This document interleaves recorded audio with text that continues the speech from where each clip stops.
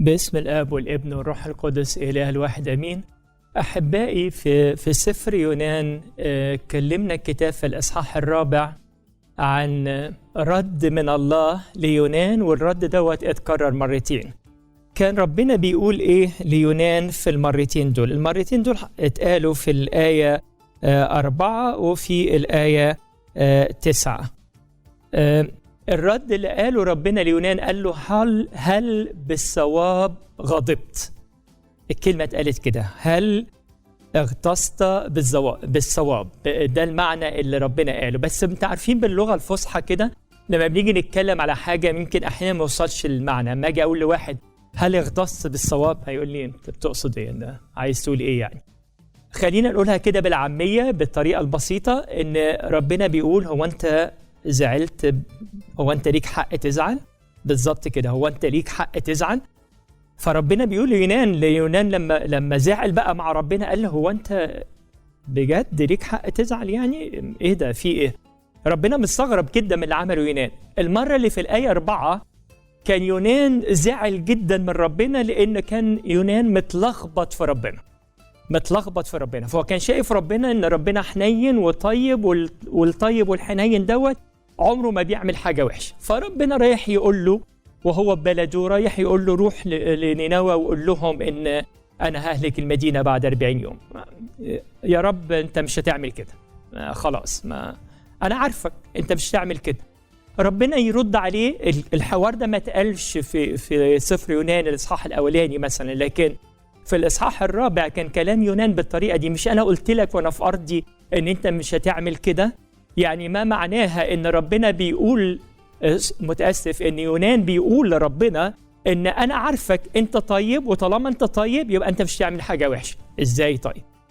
إلهنا طيب، لكن إلهنا في نفس الوقت عادل، والإله العادل هيجري عدله، وصفات الله لا تتناقض أو ما فهمش صفة تسود على التانية.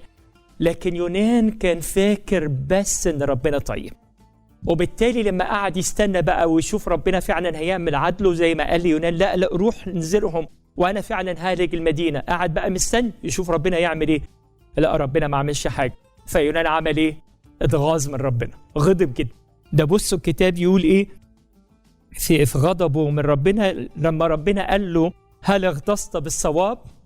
بعد ما اتكلم هو مع ربنا، ربنا بيقول له هو انت بجد ليك حق تزعل؟ الرد كده. انتوا عارفين يونان عمل ايه؟ ما ردش عليه خالص، ما ردش على ربنا. يقول الكتاب في الآية 5 وخرج يونان من المدينة.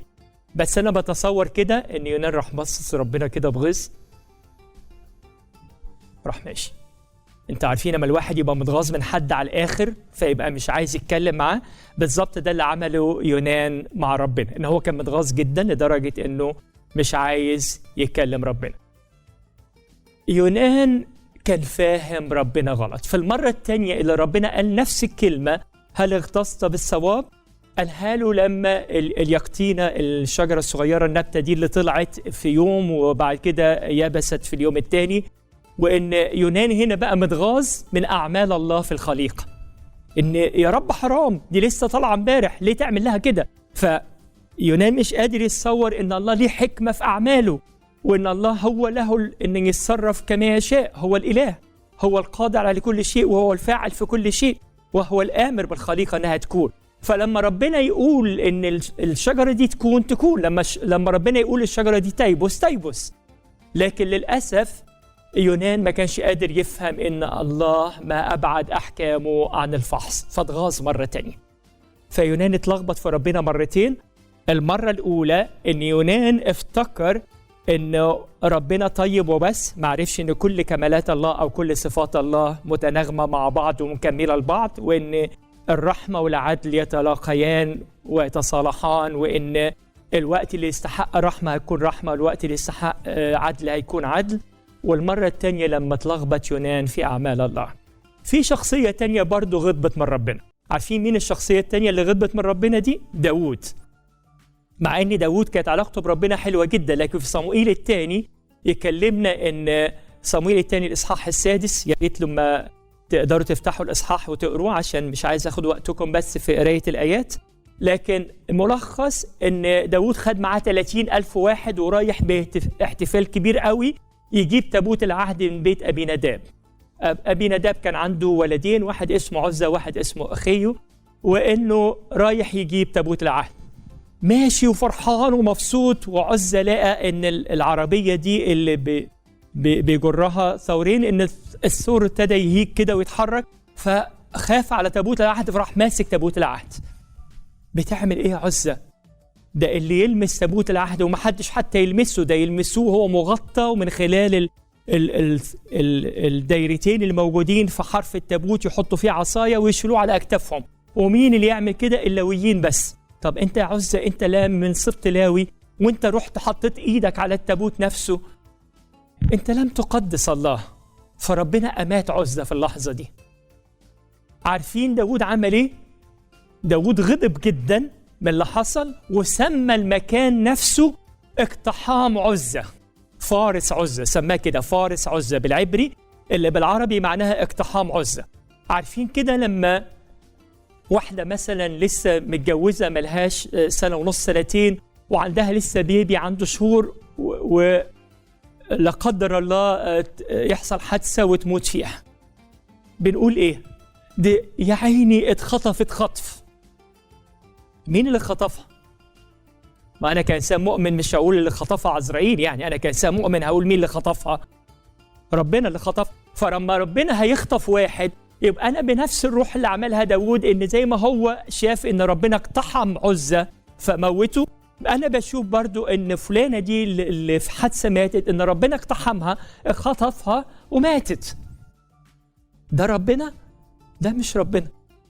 فراح بقى داود قال بس هتاخدوا أنا هو كان ناوي ياخد التابوت عنده في مدينة داود، قال لا مش هاخد التابوت ده، خليه كده. مين بقى اللي قريب هنا؟ كان واحد اسمه عبيد، فقالوا خلوه بقى في بيت عبيد، أنا مش عايز تابوت عهد ربنا.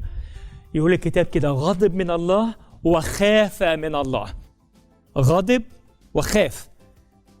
ربنا جه لداود كده بينه وبينه وقال له هو بجد ليك حق تزعل؟ هو بجد ليك حق تزعل؟ ربنا ما قالهالوش بصوت عالي، لكن في قلب داود طبعا كان شايف نفسه مقتنع جدا ان ليه حق يزعل عشان ربنا موت عزة. بس لما نيجي نبص بقى على ان ازاي الله بارك في بيت عبيد في فترة الشهور القليلة اللي كان موجود فيها، ابتدى داود يفكر ويقول ما هو نفس ربنا، هو نفس ربنا اللي موت عزة، هو نفس ربنا اللي بارك في بيت عبيد. يبقى أنا اللي فاهم غلط، أنا اللي مش فاهم ربنا صح. أنا وإنت بنقف أحيانا كتيرة نتلخبط في ربنا، ونعمل بالظبط زي ما عمل يونان، ونعمل بالظبط زي ما عمل داود، لكن في الآخر بنكتشف إن ربنا ليه حق، وليه حق يعاتب عليا ويعاتب عليك وعليك، ويقول لينا إن هو بجد ليك حق تزعل. يا ريت نتعلم من يونان ونتعلم من داود، وإن احنا ناخد منهج في حياتنا، إن نقول مع بولس الرسول كده في رسالة روميا ما أبعد أحكامك عن الفحص وطرقك عن الاستقصاء. فيبقى الواحد عارف نفسه هو إمكانياته إيه، إدراكه قد إيه، ويسيب ما هو لله. فالله بيتصرف بكل كمالاته وبكل صفاته مجتمعة معا. الله بيتصرف في الخليقة وبيتصرف في البشر بكل حكمة وبكل ما لا ندركه عن الله، لأن ما أبعد أحكامه عن الفحص. لإلهنا كل مجد وكرامة في كنيسته الآن وإلى الأبد، آمين.